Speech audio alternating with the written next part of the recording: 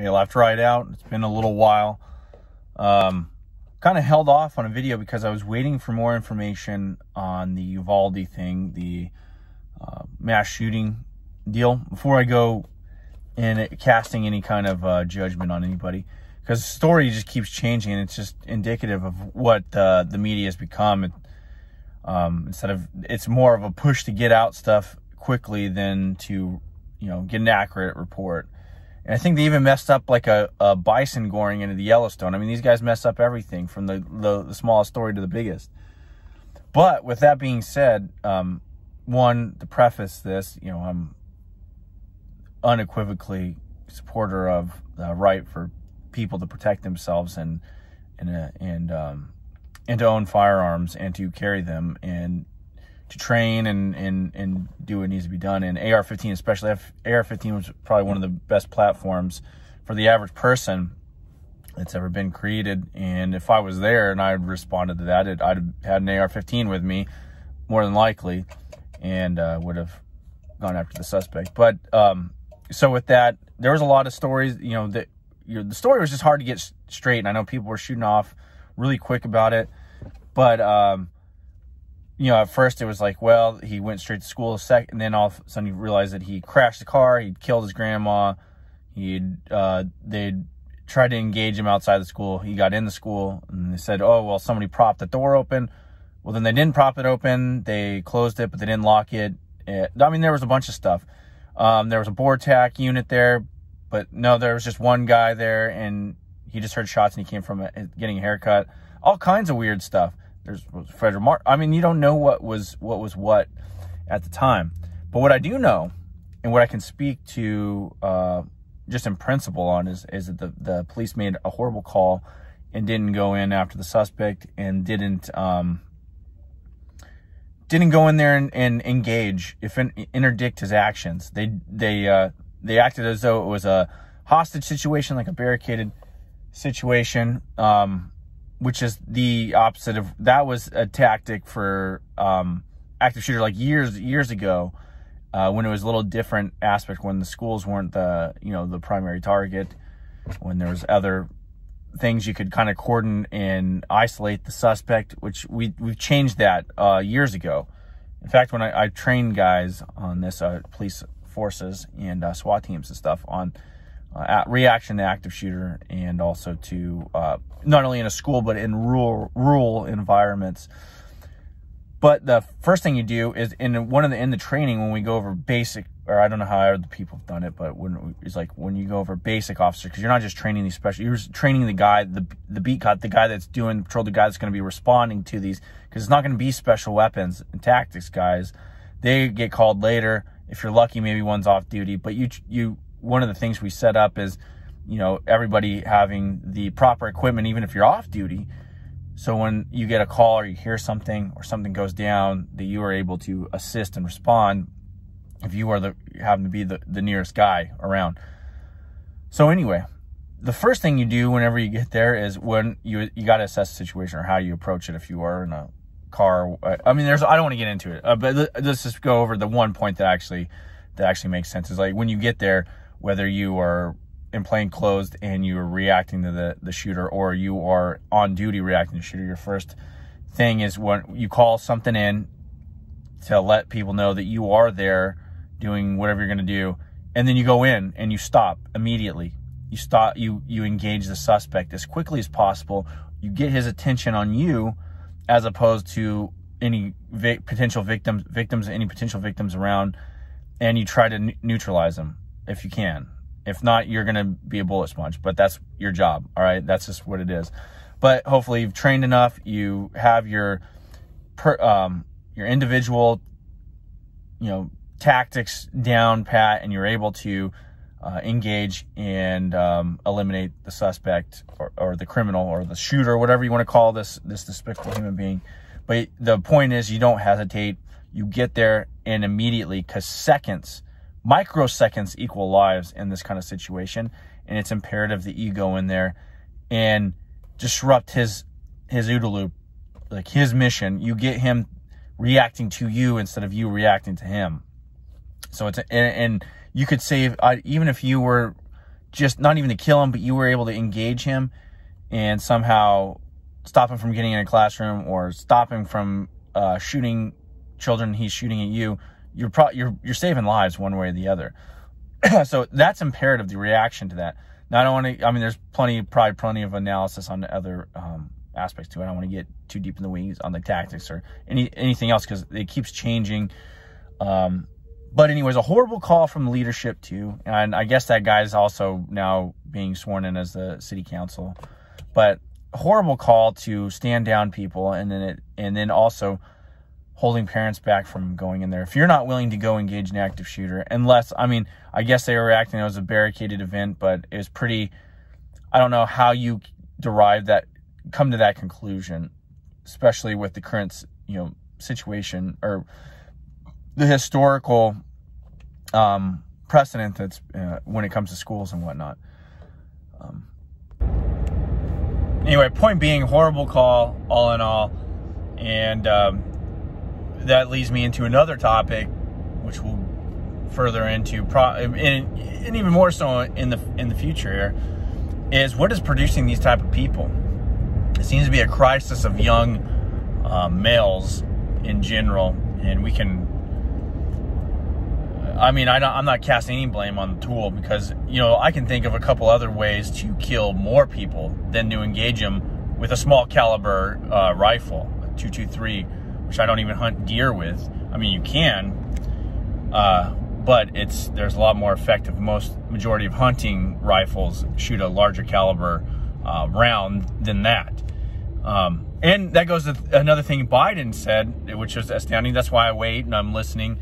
Biden claimed that a 9mm is some kind of large round, and like somehow I guess we're supposed to be running around with 22s, which 22 on a larger end of it, yeah, I mean, it's a deadly round. Any kind of projectile is potentially dangerous, but a 22, I've heard of people getting shot with those and they keep walking. I mean, yeah, sure, a home defense, shoot somebody with that, they might come and get the body.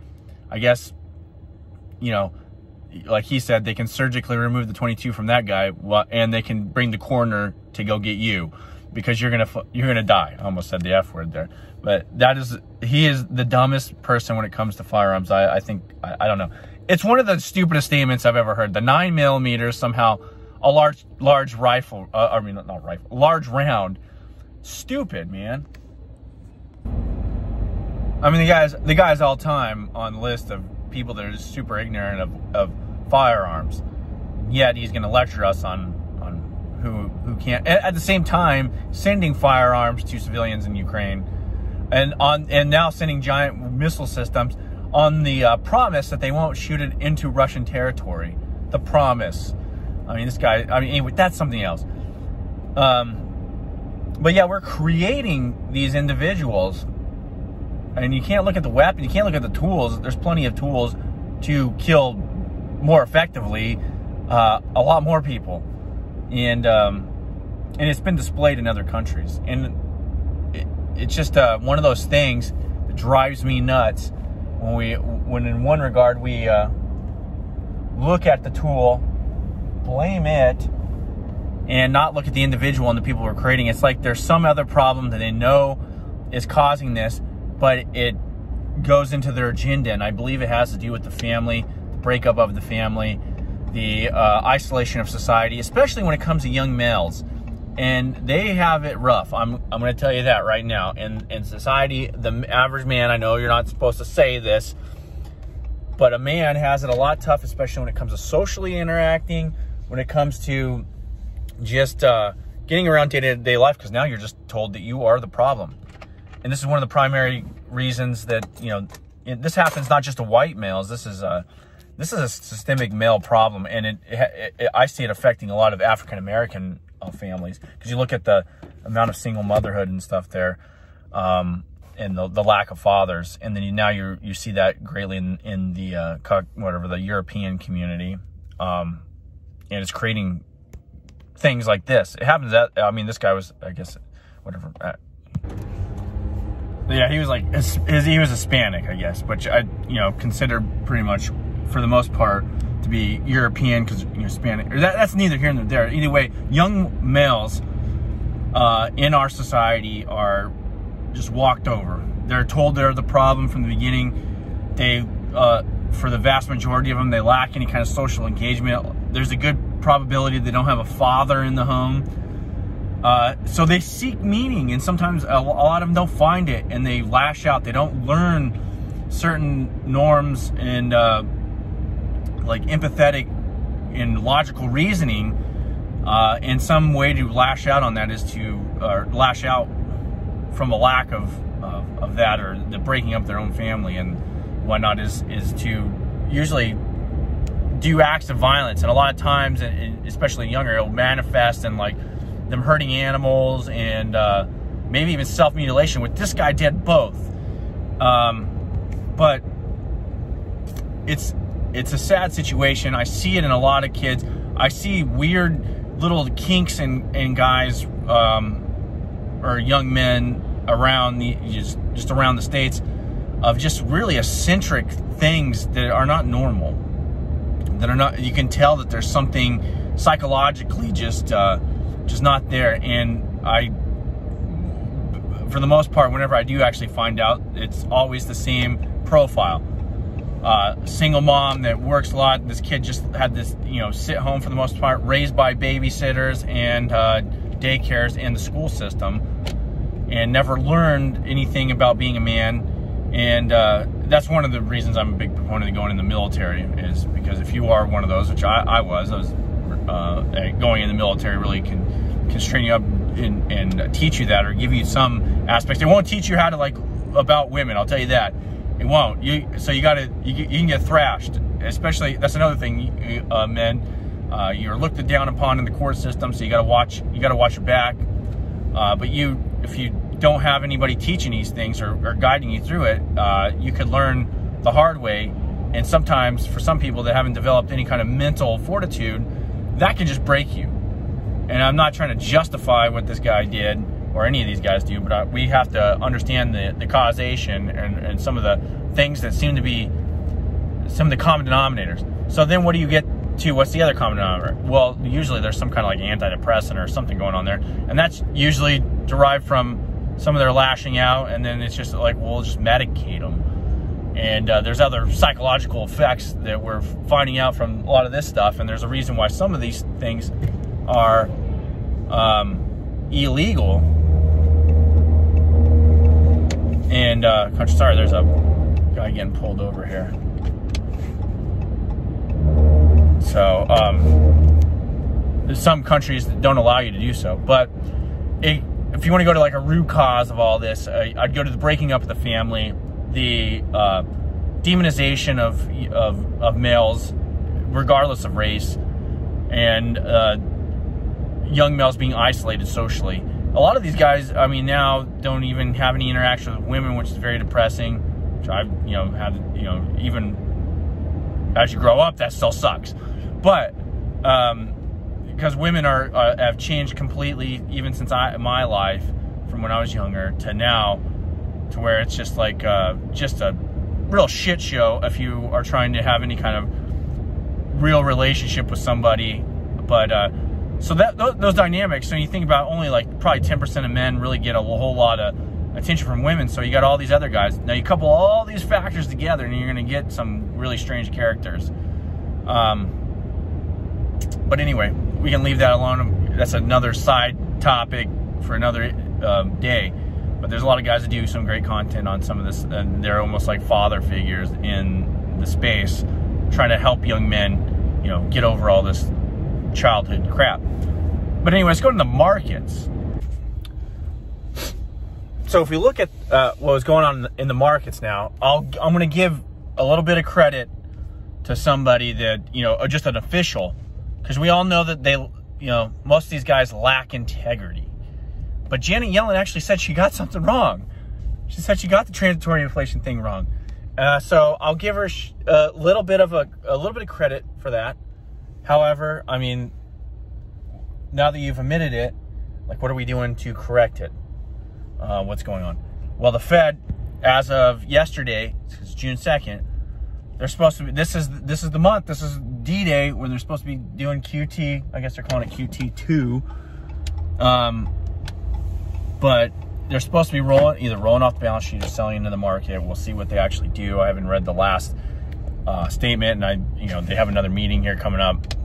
They're supposed to raise another 0.5 point, and I think that's it. I think that is about as far as they can go without really cracking, things start really cracking, which you already see the cracks emerging.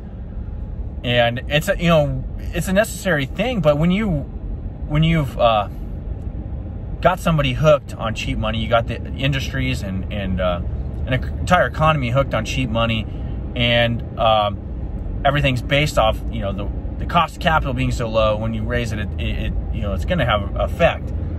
And every time we've done this, and you really look at it the last 20 years, we can only get so far on the rate hiking side or the QT side, or the retracting the balance sheet of the Fed before things start to crack. And every time it happens, we can only go that far less than where we were because we keep going further down. So like I said, 1.25 is my prediction of when these things really start cracking, and we're at 0.75, and they're going to raise a 0.5 point, so that should put us right there in that wheelhouse. Plus they're going to start taking off supposedly like $95 billion off the balance sheet, which their balance sheet is rolling over, but it's not.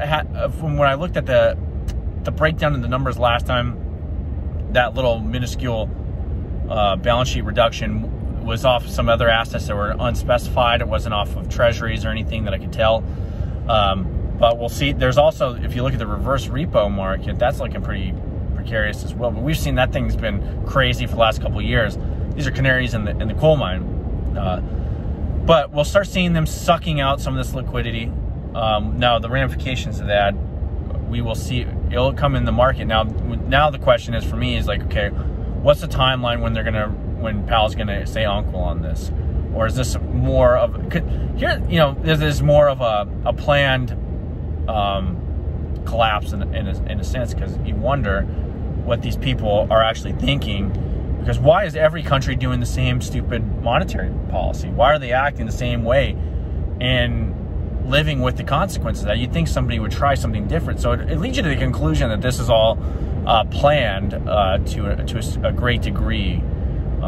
Instead of somebody, well, I guess Russia now, because they're the pariahs, as attempted to do something slightly deviating from the central theme of things by requiring rubles and pseudo kind of backing it with commodities, which it seems to be working. The funny thing is, with these sanctions, is the only one paying the price is not Putin, it's us over here in the West, which it seems nonsensical. So you wonder, do these, either they live in some kind of weird sanctimonious bubble, or this is all planned to a certain extent. So I understand people that deep dive into conspiracy over this stuff, because in a way there is, but it's not the guys smoking cigars in the smoky room, just in my opinion, because I've seen the conspiracy, like the real conspiracy side of things, which is just people that do live in some kind of like aristocratic bubble and hang out with each other and whatnot, and believe that they are the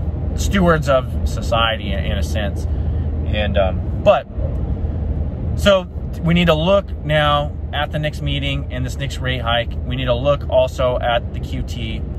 I'm not paying attention too much to the CPI numbers because they're all fake. I look at individual numbers, like we're looking at the housing data. There's a 21% increase year over year. That's not encapsulated in the CPI, even though that's a real number with real ramifications. Because when times get tough politically, I would imagine that there's going to be pressure for that CPI number to get pushed down. But you got to think about it this way: now that even if it gets pushed down, let's say they print a 4 number on there, right? That's still, you think about all the price increases, the percentage price increases month over month. I mean, we're starting to get bigger numbers, nominal numbers, with a lower percentage. So it's still going to affect people. Basically, this is what when I come to like actionable actions.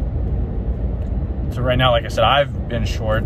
I added to that position with a little bit of cash that I did have laying around that I have investment. I added to it. I'm going to have to start, trading around because I'm going to need some of the money. I'm going to have to like take some of the profits whenever these things flush down, and then wait for that pop up and get back in. That's kind of what I did this time. But so we're just going to hold tight, wait, see what happens. There's still a lot, like I've said before, there's a whole generation of people that have been taught up through these Keynesian schools or MMT schools, and they haven't really seen a real correction. There's always been a Fed put. There's always been the Fed to be able to pump the bubble back up. And believe me, they will try to do that again. That's not really a question. But they're going to try to get away with what they can. And all the while, like guys like myself were like, well, if we had just let a free market in the capital markets and money, none of this stuff would have happened. We'd have been on a lot better trajectory. And then if you even take the extent to where we blame a lot of the COVID spending on this, yes, it is driving pricing pressures in the consumer market for sure. One of the chief things, because not only did you destroy supply by locking everybody down, you increase demand by printing a bunch of money and giving it out. But when you do that, I don't even know. I lost my point. But anyway, yeah, that's one of those things too that's precarious in its own regard. Is that because a lot of times we were able to live with inflation because we were able to combat it with excess supply.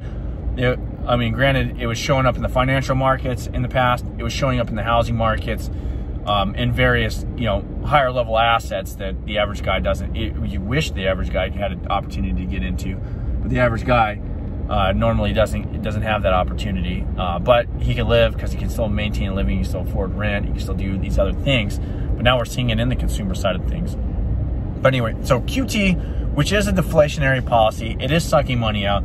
Now you just have to caveat that with the banking system, the fractional reserve system. Well, one, credit usage, two, loans. So as long as we're in negative real interest rates, there's going to be an incentive for people to still expand, debt. So that's a monetary expansion. Also, credit card usage, it seems to be going up even though interest rates are going up, and that's a inflationary pressure as well. That's creating money out of nothing. Anyway, I'm going to wrap this up because I think I'm going well over, and maybe I should just sit down and really deep dive into some of these topics. But I kind of like 20 minutes or whatever. But anyway, peace.